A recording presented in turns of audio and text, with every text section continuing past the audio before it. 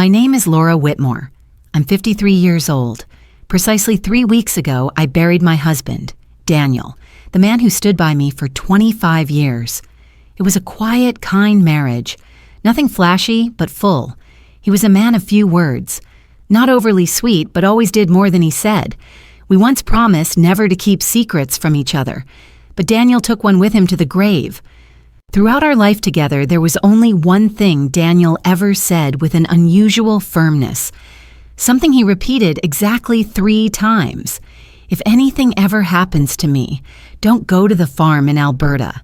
Please, Laura, I'm begging you. I used to think it was just a painful memory, maybe a childhood scar or a strict father.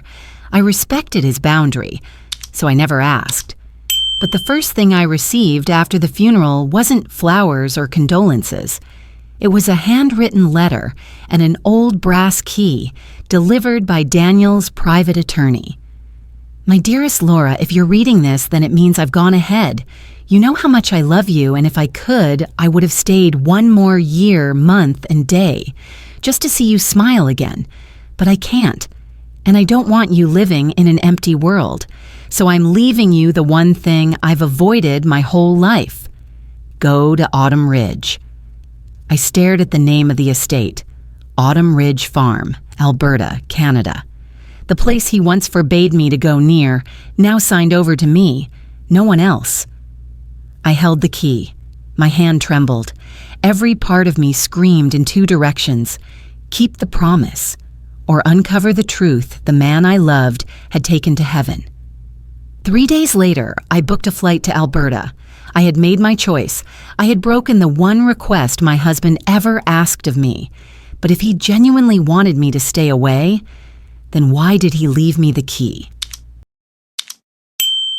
If you're curious about the secret waiting at Autumn Ridge Farm, hit subscribe and tell me where you're watching from.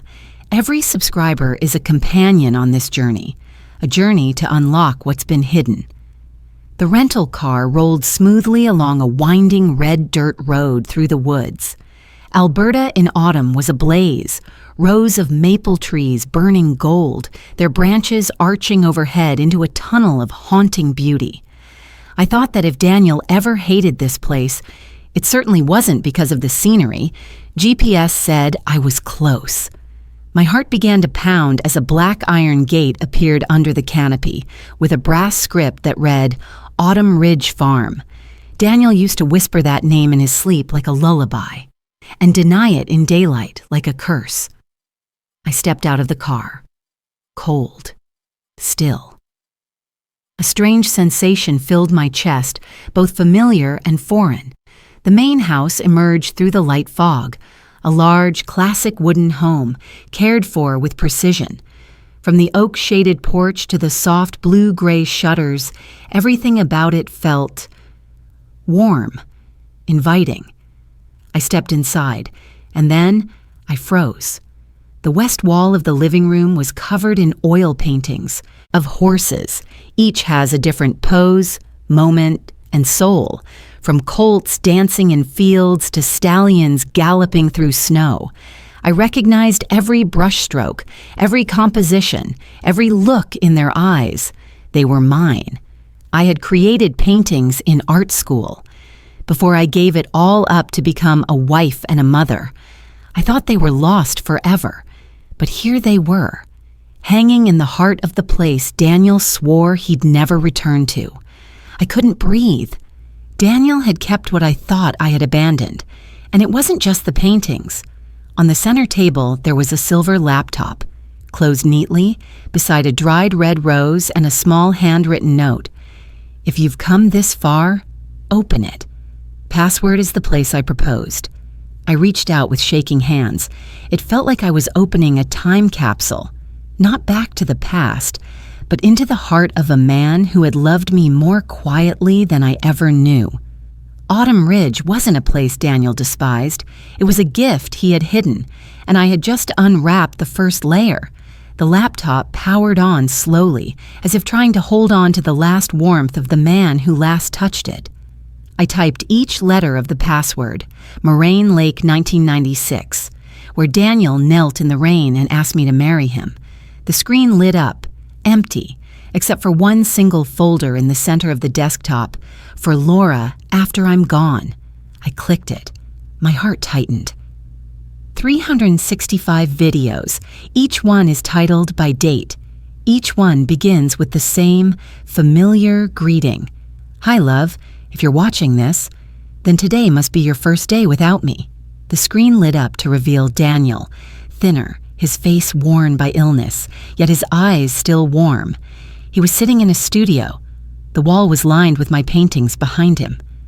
I didn't record these to make you grieve, he began softly. I recorded them so you'd know. I never really left. I've just changed the way I exist.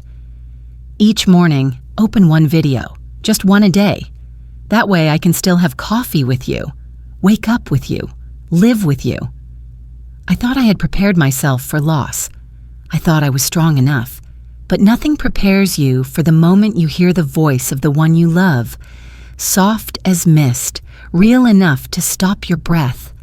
Daniel talked about the illness he'd discovered 3 years ago, a cruel disease that didn't bring immediate pain, only the quiet theft of every cell one by one.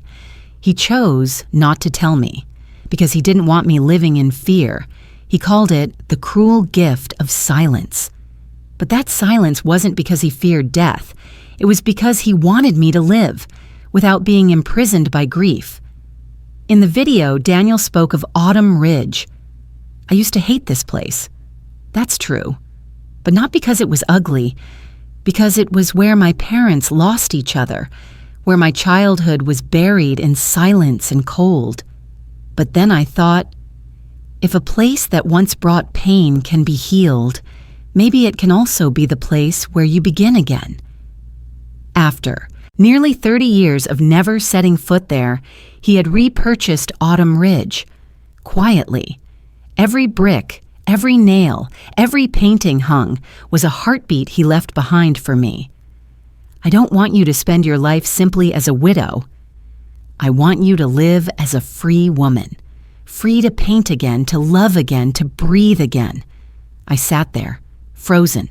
The sun was already high, a new day had begun, and I was alive again, for the first time since Daniel died. I'd been at Autumn Ridge for 3 days. I brewed a pot of black tea each morning, sat on the porch, and played one of Daniel's videos. He told me how he rebuilt the farm, which beams were kept from the original house, which patio bricks were chosen from childhood memory. Even though he was gone, I still felt like he was sitting nearby, somewhere close, where the breeze under the porch sounded like his quiet laugh. But this morning, instead of birdsong, I heard the crunch of tires on gravel. A sleek black SUV rolled through the gate and stopped at the front porch. 3 men stepped out, all wearing dark wool coats, faces expressionless, eyes scanning the property as if appraising it. I didn't have to guess. I recognized them from the old wedding photo Daniel kept in his drawer. Charles, Stephen, and Mark Whitmore, Daniel's 3 full-blood brothers. In over 2 decades of marriage, I'd heard them mentioned exactly 3 times. "Hello, Laura," Charles spoke first. His voice was low and dry. "We heard the news, a bit late. Our condolences." Stephen gave a small smile, polite, but nowhere near his eyes. "We figured it's time we talked about what Daniel left behind." Mark, the youngest, stayed silent. His eyes avoided mine, as if he was uncomfortable just being there. I nodded slightly, barely courteous. "Please, come in." In the living room, none of them asked about Daniel. No one mentioned the funeral. No one shared a memory of their brother. Charles began. "We believe Daniel transferring full ownership of Autumn Ridge to you was emotional. Under medical distress, mental clarity can be compromised. And since this is a family estate, we feel it would only be fair if everything were reconsidered." Stephen continued, more direct this time. "We've already spoken with a legal team in Edmonton. If you agree to a fair split, 1/3 to you, 1/3 to Emily, and 1/3 to the Whitmore family, we can keep this peaceful." Peaceful? I looked around the room. at the paintings Daniel had carefully hung, each one a piece of memory he preserved for me. They spoke of splitting evenly as if this were a blind investment. No one mentioned love, or a will, or the pain Daniel endured to create this place. For me. I stood, calmly but with finality. Thank you for coming, but I think this conversation ends here. I need time to process what Daniel left behind, both physically and emotionally. If you have legal concerns, please speak to my attorney. Charles pressed his lips together. Stephen shrugged. Mark gave a slight bow before they all turned to leave. When the door shut behind them, I collapsed into the chair. I didn't cry, just felt a chill run up my spine. They hadn't come to mourn. They came to claim. I stood, brushed my hands on my dress, and walked straight to the study. I opened the laptop. Video 4 was waiting. Daniel looked straight into the lens. If you're watching this video, then I guess they've arrived. Don't be afraid, Laura. I know them too well, and I've prepared for this. Stay calm. You'll find all the evidence, step by step. I believe in you. The next morning, I woke earlier than usual.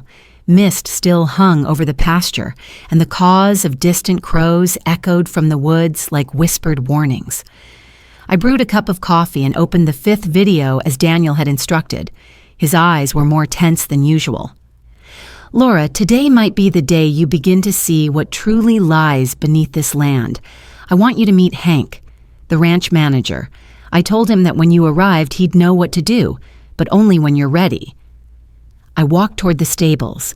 Hank Morgan, a weathered man with an honest face and steady eyes, fed the horses hay. He was one of the few people Daniel had ever completely trusted. Hank, I called, a bit hesitant. Daniel said, "You'd know where to take me." Hank looked up, silent for a moment, then slowly nodded. "All right, Mrs. Whitmore, follow me." We walked along the old stables to a wooden shed on the edge of the property, aged but still solid. Hank unlocked a rusted padlock and slid the heavy door open. Inside was pitch black. He turned on a flashlight, then pulled back a dusty old rug on the floor. Underneath was a recessed wooden trapdoor, secured with a digital lock. "Daniel left you the code in the Day 6 video," Hank said, then stepped back. "I've never been inside. He told me that was his final job, and you're first." That evening, I opened the 6th video. Daniel sat at his desk, his face solemn. "The code is the day you got your first teaching job. You remember, don't you? I wanted you to be the one to open that door, no one else." I whispered the number. 091 und 1. The door released with a soft click. A narrow wooden staircase led underground. It wasn't a war room like in the movies. No weapons, no blinking monitors. Just a cold, discreet archive, neat and orderly, filled with documents, maps, a printer, USB drives, thick file binders, and a wall-mounted safe. I ran my fingers along the folders. Each was clearly labeled: geological maps, Western Sector Test Drilling Reports, Oil Reserve Valuations, Norscan and Petronova Draft Contracts, Sustainable Extraction Legal Notes, Inheritance Dispute Defense. Daniel hadn't just left me a farm, he had left me a strategic fortress. I stood in front of a large map pinned to the wall outlining the western tract of the farm. The very part Daniel's brothers had suggested be reconsidered.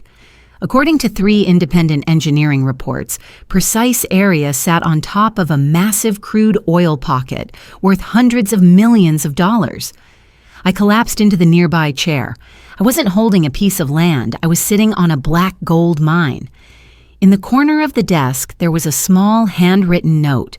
"Laura, if you're reading this, then you understand. Everything I did wasn't about leaving you wealth, it was about leaving you power.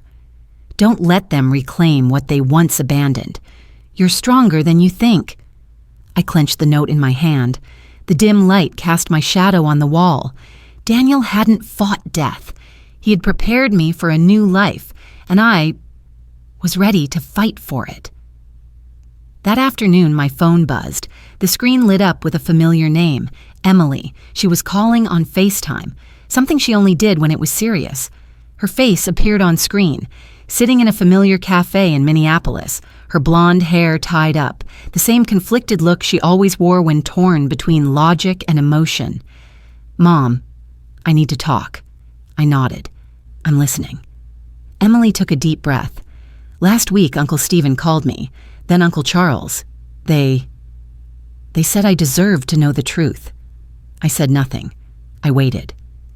"They said Dad bought back the farm when he was already very sick. That he wasn't fully in his right mind, and that leaving all the land to you was unreasonable." Her voice faltered. "Mom, is it true Dad kept his illness from the whole family?" It felt like a punch to the gut. I knew Emily. Logical, fair, constantly weighing both sides. But I hadn't expected her to question her father. "You think your dad did all this because he was confused?" Emily avoided my eyes. "I don't know, but if he kept it from you, and from me, then was that really right?" I swallowed hard. What Daniel had tried to protect, day after day, moment by moment, was now being torn apart by the very daughter we both loved most, because of the words of men who had never truly cared about this family. "You know," I said, my voice strangely calm, "your father anticipated this might happen, and he left something for you, a video just for you. I'll send you the link and the password. Watch it. If you still have doubts after that, I won't stop you from doing what you believe is right." That night, I sent Emily the video Daniel had recorded the day he finalized the purchase of Autumn Ridge. He sat on an old cushioned chair, his face thin, but his eyes glowing with that familiar spark. "Emily, if you're watching this, you're probably feeling torn. I get it. You've always been someone who seeks justice, who wants the truth, just like your mom. But I need you to understand. I didn't leave this place so your mother could become wealthy. I left it so she could become herself, so she could paint, so she could live. As for your uncles, Emily, they don't hate your mom. They hate what she has, love, choice, and the trust I gave her fully. If you believe in the love your mother and I shared, don't let others stain it with their words." The next morning I received a message, just 3 words, "I'm so sorry." And one more line that brought me to tears, "Dad's still here. I can feel him." I stepped out into the yard. Morning dew clung to the wooden fence. Autumn Ridge felt warmer than usual. I knew then my daughter had come home, not by plane, but with a heart awakened. 2 days later, I sent the invitation, a meeting, right here at Autumn Ridge, with everyone involved, the 3 Whitmore brothers, their legal counsel, my attorney, and most importantly, Emily. I wanted to end the calls, the backdoor suggestions, the whispered equitable arrangements. No more half-truths, no more passive threats. Today, truth would be the only voice in the room. The living room was spotless. Natural light poured in through the large windows overlooking the harvest fields. A wide wooden table stood at the center, enough room for everyone. Charles arrived first, eyes sharp as blades carrying a thick stack of legal files. Stephen followed, no smile this time. Mark came last, quiet as ever, but I noticed his hands were trembling slightly. Their attorney, and an older man with silver hair named Grayson, introduced himself briefly, then slid a folder across the table. Proposed property resolution. I didn't take it. Not yet. I turned toward the door. Emily had just entered. Calm, steady. She sat beside me and gently took my hand under the table. I felt it. My daughter had chosen her side, and she wasn't wavering. I opened the laptop and connected the mini projector. On the large screen, I displayed geological maps certified by 3 independent firms, clearly showing that the western region of Autumn Ridge sat atop a significant crude oil reserve. All documentation had been archived, sealed, and verified by Daniel himself. "This land," I said clearly, "was omitted from your proposed division, but this is the heart of Autumn Ridge." Grayson responded first. "Mrs. Whitmore, these appear to be internal documents, not necessarily legally binding." My attorney, Miss Jenkins, interrupted, presenting signed preliminary contracts for sustainable extraction under strict confidentiality. Daniel Whitmore's name stood as the sole owner, all notarized, all valid. I continued. Daniel wasn't just the legal owner. He left behind every deed transfer, every revised agreement, and evidence of your attempts to contact my daughter behind my back. I looked directly at Stephen. Emily stood. For the first time in her life, her voice rang firm and unshaken. "I'm Daniel's daughter, and I know my father wasn't confused. He was more clear-headed than anyone here trying to seize what they once dismissed." The air in the room froze. Charles clenched his jaw. Stephen sighed, flipping papers silently. Mark lowered his head. Grayson leaned over to consult quietly with his clients. Then he spoke. "It seems my clients will need more time to review the evidence. In the meantime, we commit to refraining from any engagement or claim regarding Autumn Ridge assets until a final ruling, if one is pursued." I nodded. "Good. I hope this is where it ends." As everyone stood, Emily turned to me and whispered, "You know, Mom, I've never seen you this strong." I squeezed her hand. No more words were needed. I hadn't just protected the land. I had reclaimed my daughter's trust, and I knew Daniel was proud.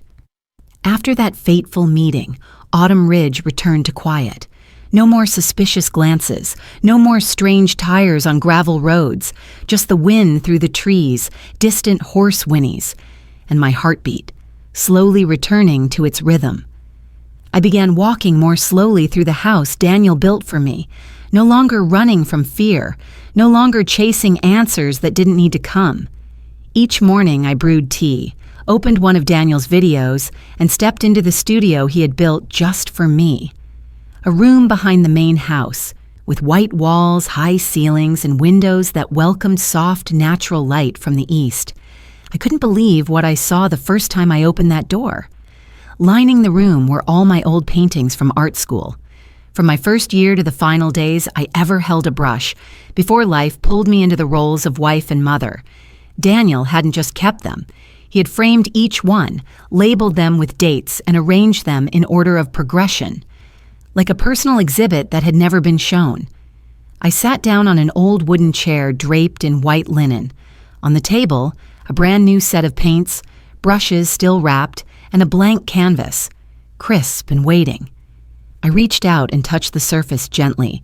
For the first time in nearly 20 years, I felt like myself. Not Laura, the widow.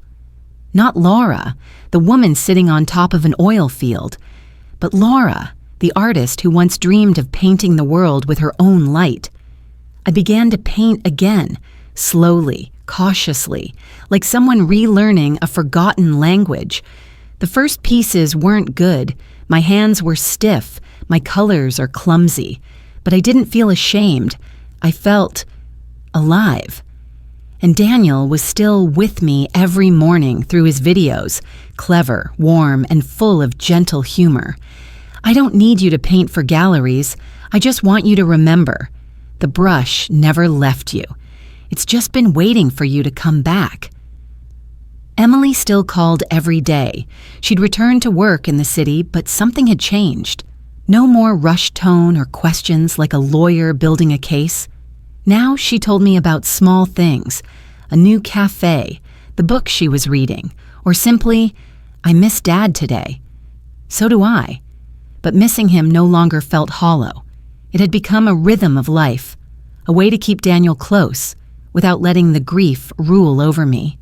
One afternoon, I carried my easel out to the fields. I sat beneath the maple tree where Daniel once hung a wooden swing, facing the Golden Valley under a sky as clear as crystal.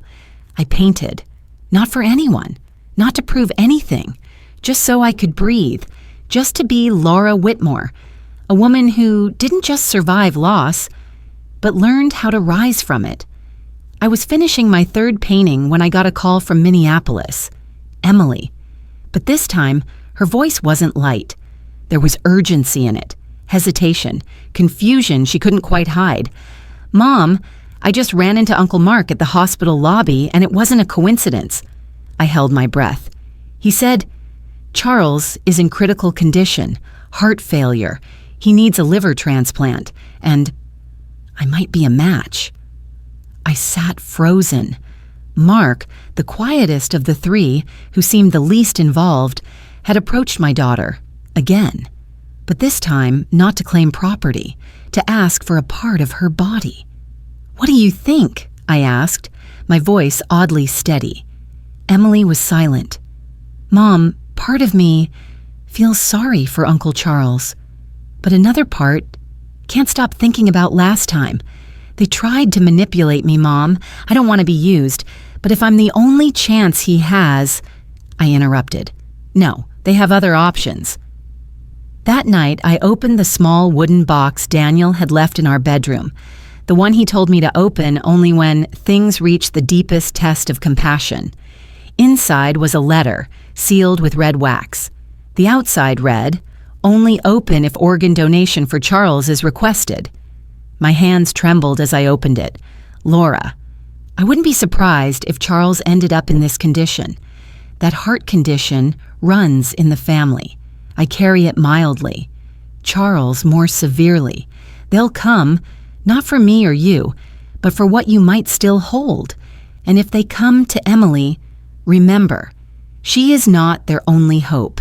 I hired an independent investigator and discovered that our father had 2 other children, same bloodline, same blood type, living in Saskatchewan. They've either never known or deliberately forgotten. But I kept the records. You'll find them in the office safe. Top drawer. Laura, please, protect our daughter, not just with love, but with clarity. Parents can teach kindness, but we must never let others turn that kindness into a tool for greed. I folded the letter quietly, walked to the office, and opened the safe. Just as Daniel said, there it was, a file labeled Contingency, Do Not Disclose Unless Necessary. Inside, medical profiles, addresses, and identities of 2 half-siblings, ready if truly needed. I exhaled slowly. Once again, Daniel had thought ahead of everything. The next morning, I called Emily. "You won't have to make that choice," I said firmly. "Your father planned for this. There's someone else who's a better match. There is another hope. Uncle Charles will be okay, if they truly want to save him, instead of pressuring our family." Emily didn't ask many questions. She just let out a breath and whispered, "Thank you, Mom. I'm not ready to give up a part of my body for people who've never seen me as a person." That afternoon, I sat alone in the studio.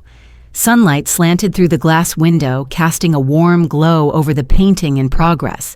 Daniel hadn't just left behind an oil field, a ranch, or a series of videos. He left behind a moral compass, something to guide me even through the darkest uncertainty. 2 days later, a black car pulled up to the gate at Autumn Ridge again. This time, there was no entourage, no files, no lawyers. Just Charles, the man who once coldly claimed Daniel wasn't of sound mind, now standing at my door, face sunken, eyes hollow, like he carried the weight of half a life's regret. I didn't invite him inside. We sat on the porch, the steam from the hot tea curled into the crisp early winter air. Charles didn't dance around the subject. "Laura," he said, "I know there's too much between us to untangle, but I'm not here for land or money. I'm here for life." He looked at me directly, something rare. "I don't have much time. The doctors say I need a liver transplant within 6 weeks, or it's over. And Emily is the best match." I sat silently for a moment. Then I reached into my leather bag and pulled out Daniel's letter and a copy of the medical records of the 2 half-siblings Daniel had once mentioned. I slid the file across to Charles. Daniel knew this day might come, and he knew blood doesn't equal entitlement. He found other options for you.